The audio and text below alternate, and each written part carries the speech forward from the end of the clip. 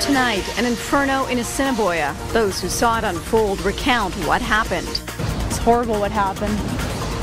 Tragedy. Also, we check in on the condition of a little boy who touched all of our hearts last summer. From Global Regina, the evening news with Jill Morgan. Good evening, everyone. What you're seeing in front of you right now are pictures from a fire that has stunned the community of Assiniboia tonight. Engulfed in flames is the nearly century-old Franklin Hotel, an historical landmark in the town. Thanks for joining us. The fire began last night and destroyed what many in Assiniboia are calling the heart of their community. 2 businesses are destroyed, several more damaged, and dozens of people have been left without a home or employment this Christmas season. As Global's Ross Needs tells us, it's going to take time for the small town to recover from this devastating loss. In the small town of Assiniboia today, ruin reigned. A town of 2,700 watched as a cultural landmark and its economic center smoldered. Everyone I've talked to feels the same way. It's like losing a member of our community, losing this hotel. The fire began just after 2 this morning, racing through the nearly century-old Franklin Hotel.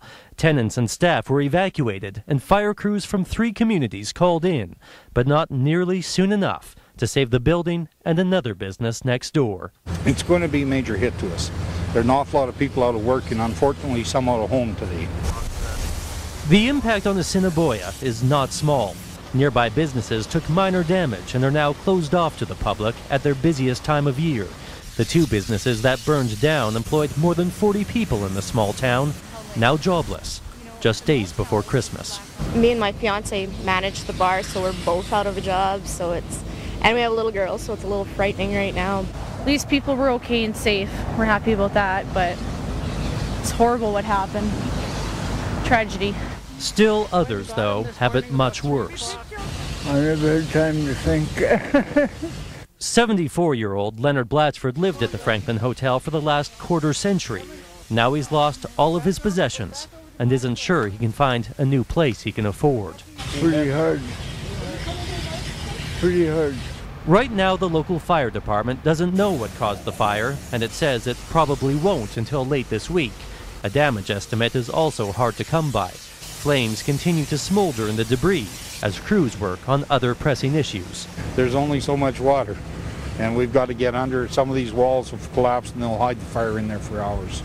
Fire crews say it'll take at least another day before what remains of the fire is completely put out. But it'll take much, much longer for the site to be reclaimed and for the town's economy to fully recover. Ross Needs, Global News, Assiniboia. You never know when you will find yourself in an emergency situation like so many people in Assiniboia last night. One of those awoken to the chaos was Chris Ward, and he joins us now from his home in Glencairn here in Regina. Chris, you were sleeping in the Assiniboia Hotel last night. What woke you up?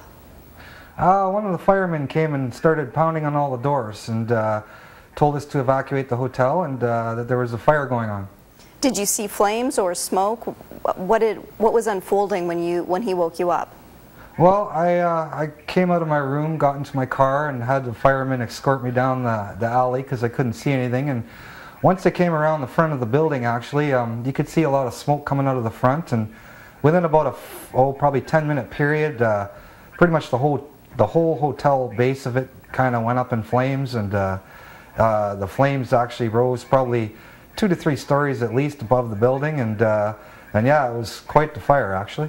We've all been briefed on emergency preparedness, been told, you know, how to prepare for an emergency situation like this. What was going through your mind as all of this was unfolding?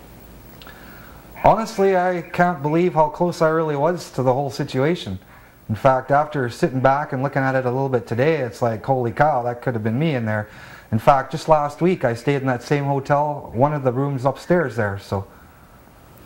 And so when you're thinking about it today, escaping that kind of a dangerous situation, what's going through your mind now? Oh, I have a total new respect for fire, I tell you. That was one of the hottest, biggest fires I think I've ever seen. So.